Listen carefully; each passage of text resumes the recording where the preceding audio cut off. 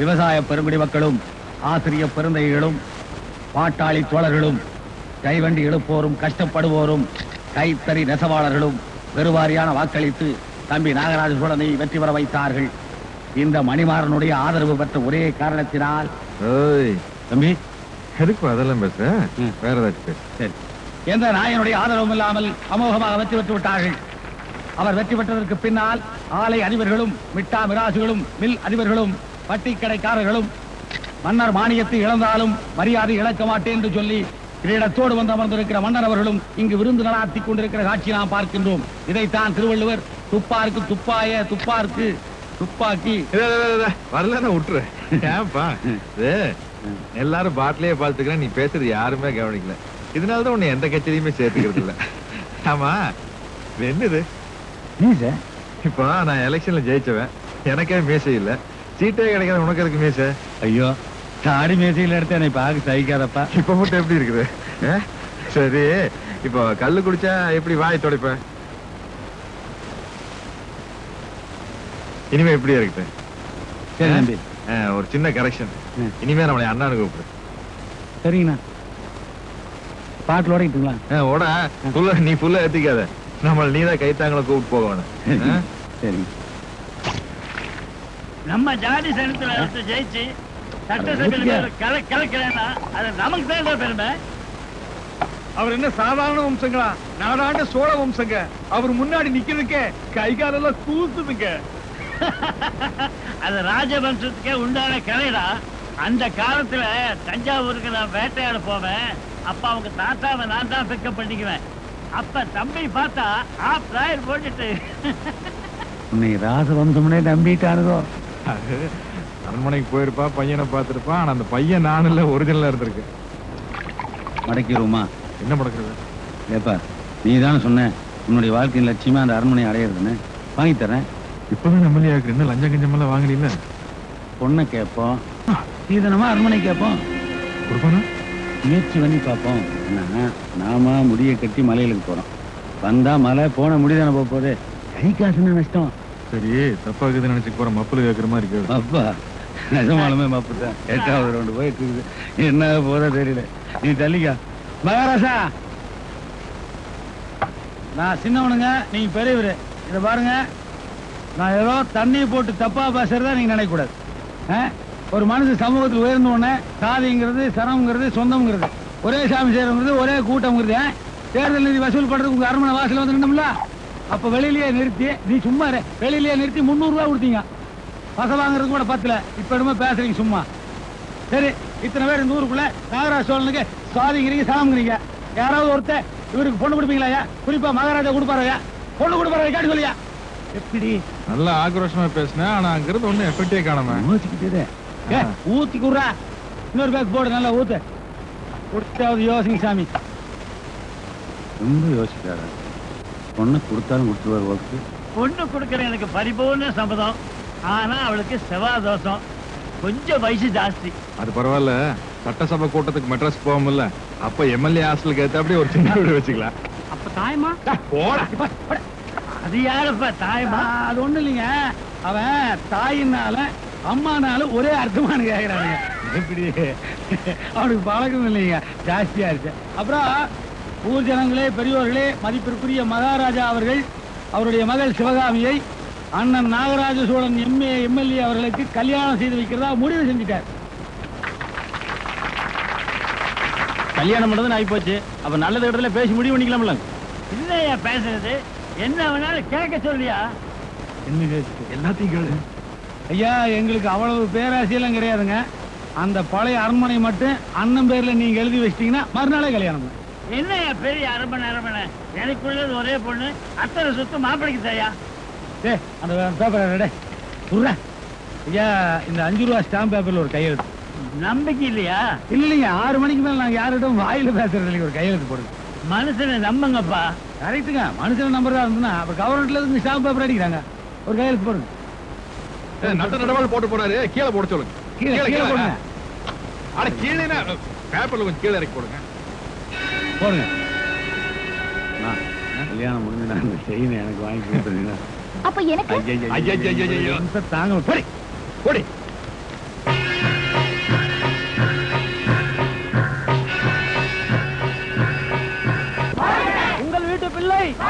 வந்து மாலை போடவா வாய் பார்த்துக்கிறேன். எங்கள் தலைவர் தள்ளி போங்க. அருமை அண்ணன் நாகராஜ சோழன், நாகராஜ சோழன் எம்எல்ஏ அண்ணன் நாகராஜ சோழன், உங்கள் வீட்டு பிள்ளை ஏன்பா மணி, தாய்மா வந்திருக்கா, அப்படியே போய் பின்னாடி பக்கமா கூட்டிட்டு வந்து.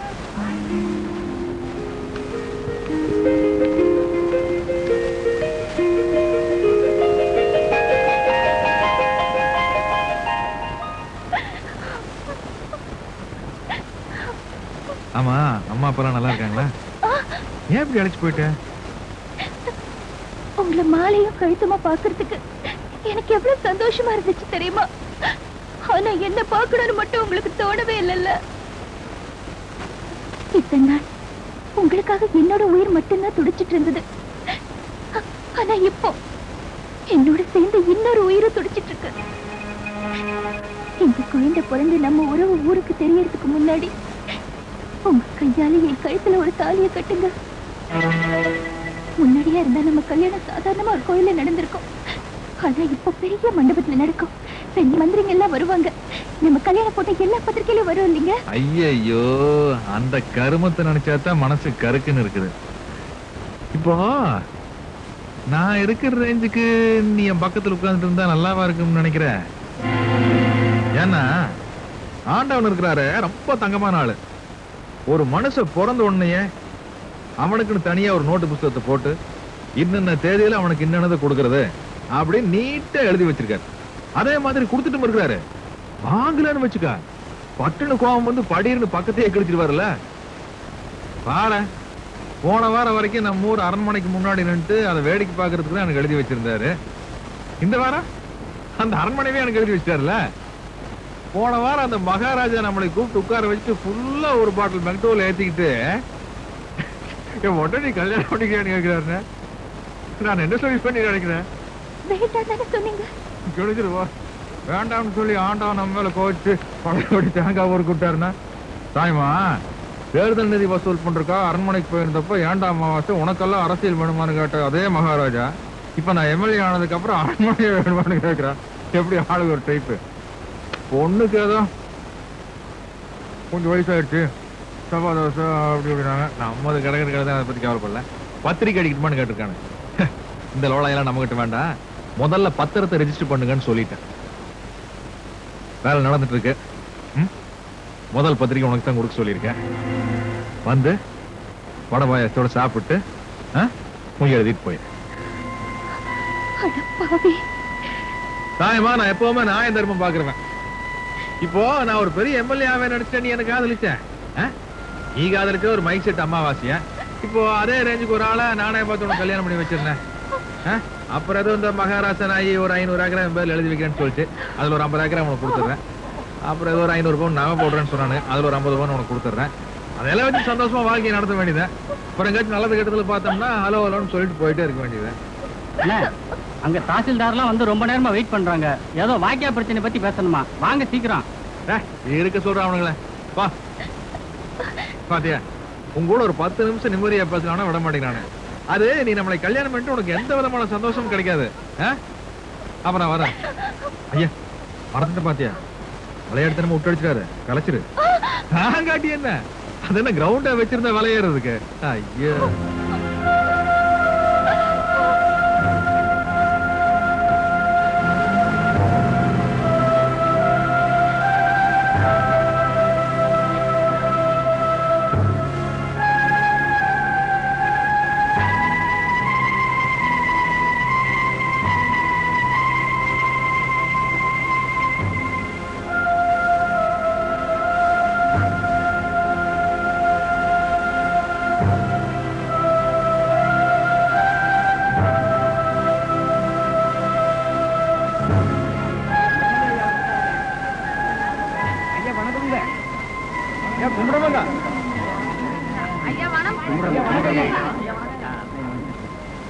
எனக்கு பெரியவங்க நீங்களே எதிர்காட்டி என்னங்க? உட்காருங்க, உட்காருங்க, உட்காருங்க, உட்காருங்க.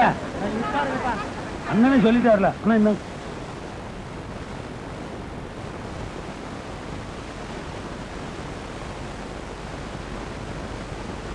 மணி அண்ணா ஆத்துட்டு இருக்காடி இந்த பஞ்சாயத்து கொடு. ஒண்ணும் இல்லைங்க, வர்ற ஆவணி 22ஆம் தேதி நல்ல நாளுங்க. வேணும்னா அன்னைக்கே கூட முகூர்த்தத்தை வச்சுக்கலாம். தாயமாவுக்கு மட்டும் இல்லைங்க, என் தொகுதியில எந்த ஒரு பொண்ணுக்கு இந்த மாதிரி நிலைமை ஏற்பட்டிருந்தாலும் நான் இந்த மாதிரி முடிவு தாங்க எடுத்திருக்கேன். ஆனா அதுக்கு முன்னாடி அந்த பொண்ணோட வயித்துல வளர்ற குழந்தைக்கு உண்மையான தகப்பன் யாருன்னு தெரிஞ்சதுன்னா அடுத்த நிமிஷமே தாலியும் கட்டிடலாம். அந்த குழந்தைக்கு யாரு வேணும்னாலும் அப்பனா இருக்கட்டும்.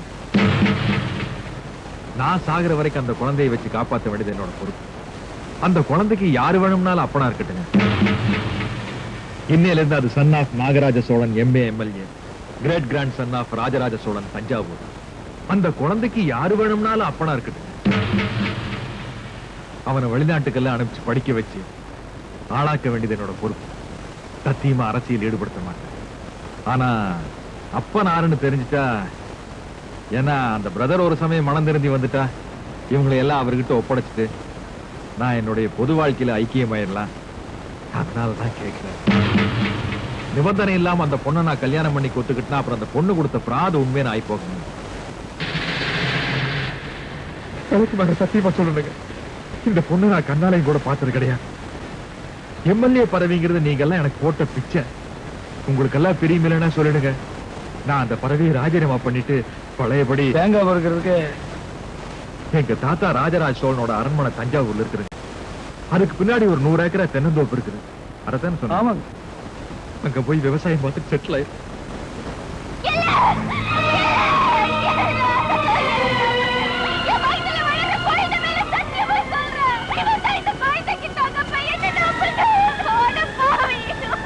ஏனுங்க நெஞ்சு வலிக்கு ஒரு புள்ளை அழுகுற அப்புறம் எல்லாம் வேடிக்கை பார்த்துட்டு நிக்கிறீங்க? ஒண்ணு கிடக்கு ஒண்ணு ஆகி போச்சுன்னா ஏன்னா கோழி புடி.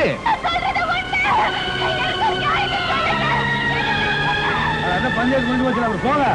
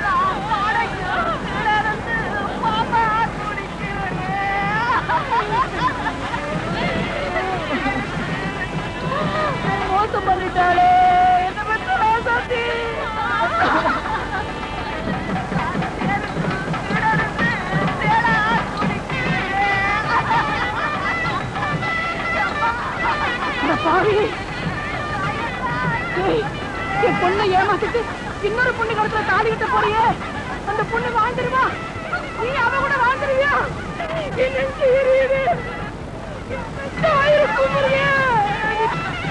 நீ எப்ப வண்டி நிறுத்திட்ட? நீ போ. என்ன நீ பேசாம நிக்கிறீங்க? போறானே, என்ன எரியுதுங்க? போறானே போறானே, என் பிள்ளைய விட்டு போறானே. என்ன பண்ணுவாங்க? என்ன பண்ணுவேன்? அம்மா என்ன பண்றோம்மா? எப்படி இருக்கேன் கார்ல போறது? ஐயோ கடவுளே, இவனை கேள்வியாருமா? இதை கேட்கறதுக்கு யாருமே இல்லையாமா? என்ன பேசாமா?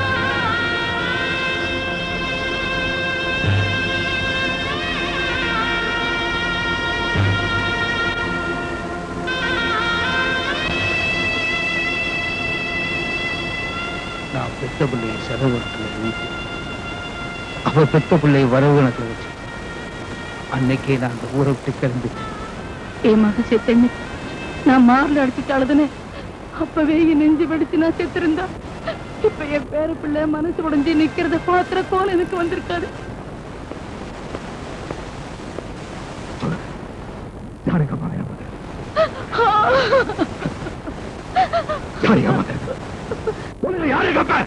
எந்த கட்சி ஆட்சிக்கு வந்தாலும் அந்த கட்சியில எம்எல்ஏவா இருப்பானே நாகராஜ்.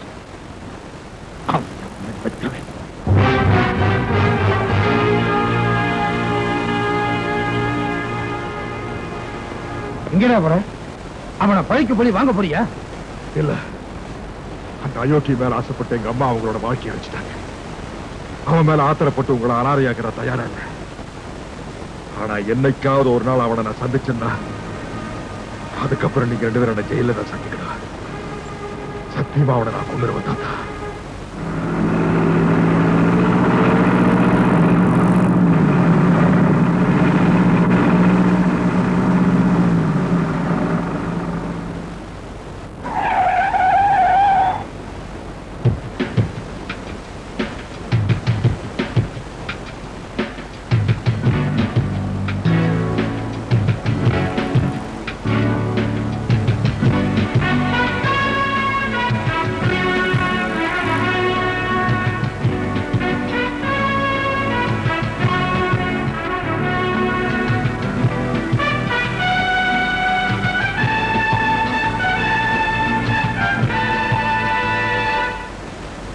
நாகராஜ சோழன், அண்ணன் நாகராஜ சோழன், அண்ணன் நாகராஜ சோழன், அண்ணன் நாகராஜ சோழன். எதுப்பா சத்தம் போடுறீங்க? இன்னைக்கு என்ன நாள்? சுதந்திர தினம். நானா சுதந்திரம் வாங்கினேன்? அது வெள்ளைக்காரனை கொடுத்துட்டு போயிட்டாரு. அப்புறம் எதுக்கு இப்படி சத்தம் போடுறீங்க? பழக்கமா இருக்கு. வாங்க போலாம் வா.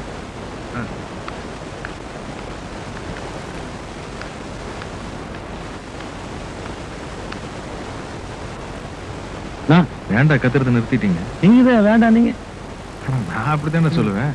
நீங்க கத்த வேண்டியதானே. அப்படி எதுக்கு எல்லாரும் கூட ஏறிட்டு வந்தீங்க? கத்து கத்து கத்து. மெகா நெப்போலியன், மெகா நெப்போலியன் தேசிய கொடி ஏற்ற வந்து தென்பாடி தலைவர் நாகராஜ சோழன், நாகராஜ சோழன், நாகராஜ சோழன், நாகராஜ சோழன், அருமை தலைவர் நாகராஜ சோழன். நிறுத்துப்பா. நிறுத்து. நீங்க பேசு. நமது பள்ளிக்கு கொடியேற்ற வருகை தந்திருக்கும் பல்லடம் சட்டமன்ற உறுப்பினர் அம்மாளுக்கு காளியாத்த கோயில் கிட்ட சாராயம் காட்சி குடிச்சு போயிட்டானுங்கண்ணே. நான் ஸ்டேஷன்ல போய் கேட்கறேன், கண்ணா விண்ணு திட்டுறானுங்க. நம்ம பேர் சொன்னியா? சொன்னனுங்க. அதுக்கு அந்த ஆளு சொன்னது வைங்க, அவனை இங்கேயே தூக்கி போட்டு மிதிச்சு போடுவீங்க. என்ன கெட்ட வார்த்தை திட்டுறானுங்கண்ணா. சரி விடு, நான் பாத்துக்கிறேன். ஏன்பா என்னமோ நம்ம பசங்கெல்லாம் சாராயம் காய்ச்சான்னு புடிச்சு உள்ள வச்சிட்டியாமா? சாராயம் காய்ச்சது சட்ட விரோதம் சார். அந்த ஈர வெங்காயம் எங்களுக்கு தெரியுமில்ல. ஆனா சட்டவிரோதமா காய்ச்சினா தான் 4 காசு சம்பாதிக்க முடியும். பைத்தியக்காரனா இருக்கிறியா? அது சரி, நான் பாட்டு கொடி ஏத்திட்டு இருக்கிறேன். நீ உன்னோட மோட்டர் பைக் எடுத்து போலீஸ் ஸ்டேஷனுக்கு போய் நம்ம பசங்களெல்லாம் வெளியே திறந்துட்டு. முடியாது சார். என்ன மிஞ்சி பண்ணா டிரான்ஸ்ஃபர் தானே பண்ணுவீங்க, பண்ணிக்கங்க. டிரான்ஸ்ஃபர் தான் அசலும் இருக்குல்ல, வேலை. அது நம்ம பசங்கெல்லாம் கோவக்கார பசங்கப்பா. வரதா அப்படி கொலை போட்டாலும் பட்டி போட்டுருவாடுங்க. நமது தொகுதியின் சட்டமன்ற உறுப்பினர் மாண்புமிகு நாகராஜ சோழன் அவர்கள் தேசிய கொடி ஏற்றி வைப்பார்கள்.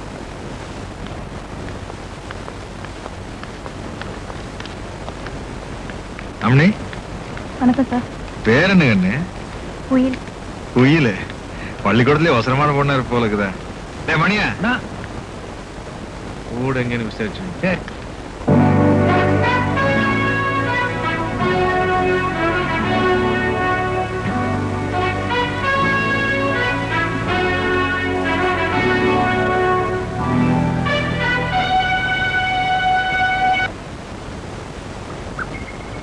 வாங்க வாங்க வாங்க. எஸ்மா, நம்ம கருப்பன் செத்து போயிட்டாருங்க. ஆட எதுக்கு அதெல்லாம்? என்ன மணி எந்திரிங்க. எந்திரிச்சு விஷயத்து சொல்லுங்க, அழுதுட்டு இருக்காம. வாழ்ற காலத்துல தானே எங்களுக்குன்னு ஒரு அடி நிலம் கூட இல்லாம இருந்ததுங்க. இப்ப அடக்கம் பண்றதுக்கு 6 அடி நிலம் வாங்கி கொடுத்துருக்கீங்க. நம்ம கருப்பன் செத்து போயிட்டானுங்க. பணத்தை பணமா புதைக்கணுமுங்க. ஐயா வந்து பாடை தொட்டு கொடுத்தீங்கன்னா ஜம்மத்துக்கு நாங்க மறக்க மாட்டோமுங்க. கைராஷ்கார் நீங்க. போய் சாரி சனத்துக்கெல்லாம் சொல்லி அனுப்புங்க. அடக்கம் பண்றதுக்கு ஏற்பாடு பண்ணுங்க. எடுக்கிறதுக்குள்ள நான் வந்து சேர்ந்துடுறேன். செலவுக்கு வச்சு போதும்.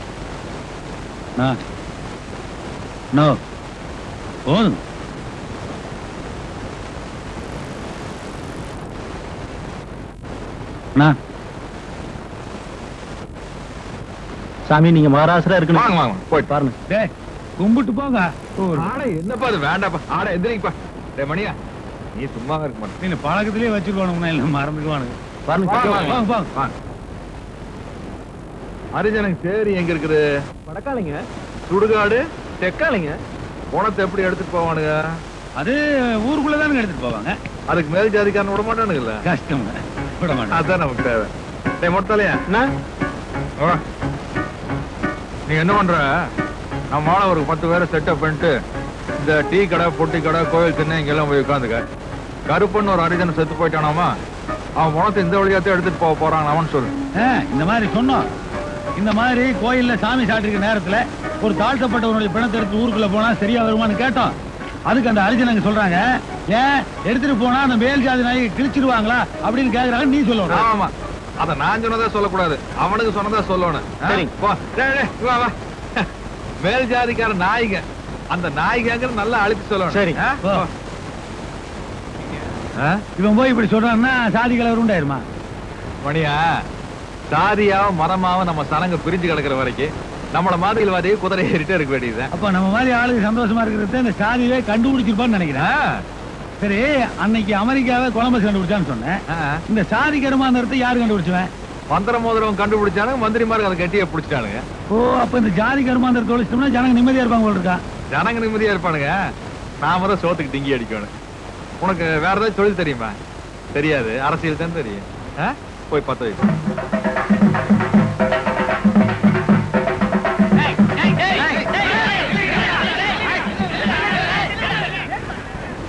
ஏசாமி தடுக்கிறீங்க? இந்த வாரம் கோயில்ல விசேஷம் நடக்குது, அதனால இந்த பக்கமா பணத்தை எடுத்துட்டு போறதுக்கு விட மாட்டோம். வேற எந்த பக்கம் எடுத்துட்டு போங்க. இந்த ஒரு தடவை விட்டுருங்க. அடுத்த சாவு விழுந்ததுன்னா பணத்தை எப்படி கொண்டு போகணுங்கிறத பேசி தீர்த்துக்கலாம். என்னையா எங்களுக்கு மட்டும் அக்கறை, உங்களுக்கு எல்லாம் கிடையாதா? சொல்லுங்க. டேய், குடியானவங்கிட்ட சண்டை போட்டுக்கிட்டு நாளைக்கு கூலி நாளைன்னு யாத்திரா போறது. பேசாம பணத்தை திருப்பி எடுத்துட்டு போங்கடா. யோ, என்னையா இருக்கிறவனுக்கு ஒரு நாயா இல்லாதவனுக்கு ஒரு நாயும் பேசிட்டு இருக்கீங்க? பணத்தை எப்படியா திருப்பி எடுத்துட்டு போறது? திருப்பி எடுத்துட்டு போறேன். இல்லடா நீ இல்லையா மிரட்டுறீங்களா? யாரு அனாவசியமா பேசுறீங்கப்பா? நான் பேசிக்கிறேன், அமைதியா இருங்க. டேய், 100 நாள் ஆனாலும் சரி போனா இதே இடத்துல தான் நாரிட்டு கிடக்கு. வக்காலி உங்களால ஆனா பாத்துக்கடா, இறக்கி வைக்கல.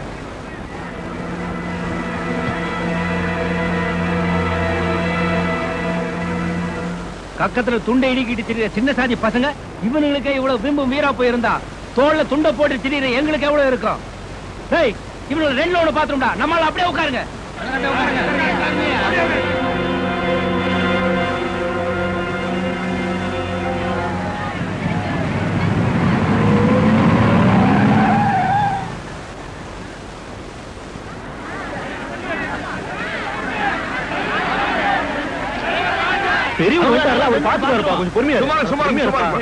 என்ன பிரச்சனை? ஏனுங்க சாமி, நாங்க குடியானத்தூர்ல போய் குடியிருக்கணும்னு சொன்னோங்களா, இல்ல கோயில்ல போய் நையிருக்கு போல மணி அடிக்கணும்னு சொன்னோங்களா?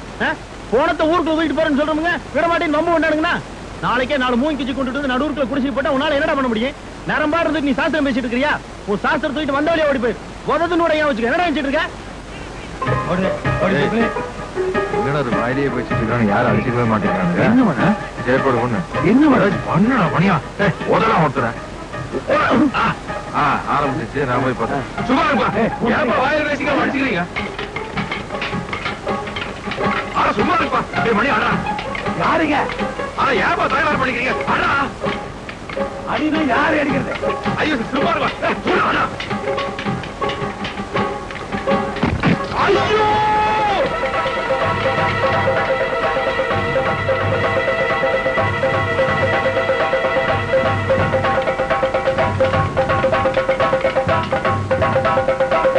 என்ன அடிக்க? எதுக்கு அடிக்க? அடிக்க சொன்னீங்க, ஆளாரு சொல்லல, அதான் அப்புறம் உங்களே அடிச்சு போட்ட. ஐயோ, அடிக்க நல்லா தான் போச்சு. போய் போட்டோகிராஃபர் கூப்பிட்டு வா. எதுக்கு? சாயந்தரம் மாலை மலர்லையும் மாலை முடத்துலையும் வந்துருவோம். அண்ணா, நீங்க அடிபட்ட செய்திங்க தினத்தந்தியில இருந்து தினமணி வரைக்கும் எல்லா பத்திரிகையிலும் போட்டுருக்காங்க. அது எப்படிங்க அடிபட்டோன்னு போட்டோ எடுக்கணும் பேப்பர்ல போடணும் ஐடியா பண்ணீங்க? எனக்கு தோணவே இல்லைங்க.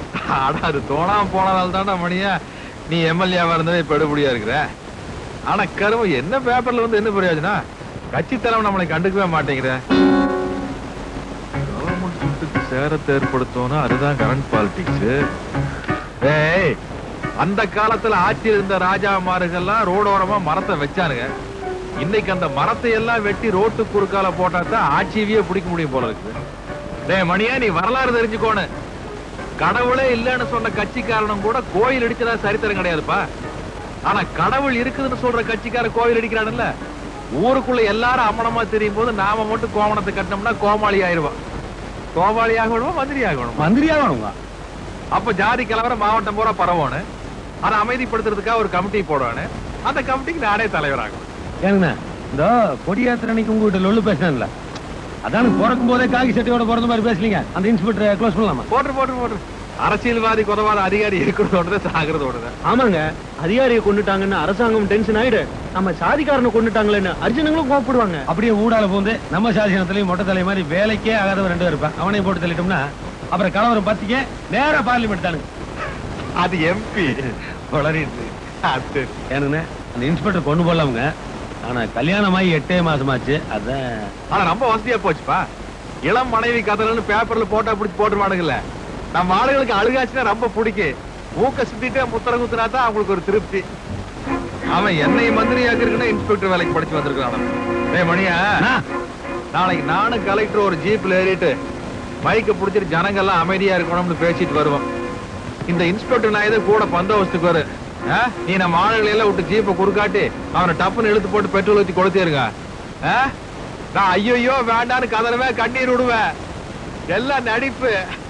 என் கேரக்டரையே புரிஞ்சுக்காம ஏமாத்துறாதீங்க. நீ பெட்ரோல் ஊத்திருவீல்ல? நானுங்களா? நீ வேண்டாம், நீ பழசையெல்லாம் மனசுல வச்சு என் மேல ஊத்தினாலும் ஊத்திடுவேன். மொட்டை தலையை நீ ஊத்திரு. சரிங்கண்ணா.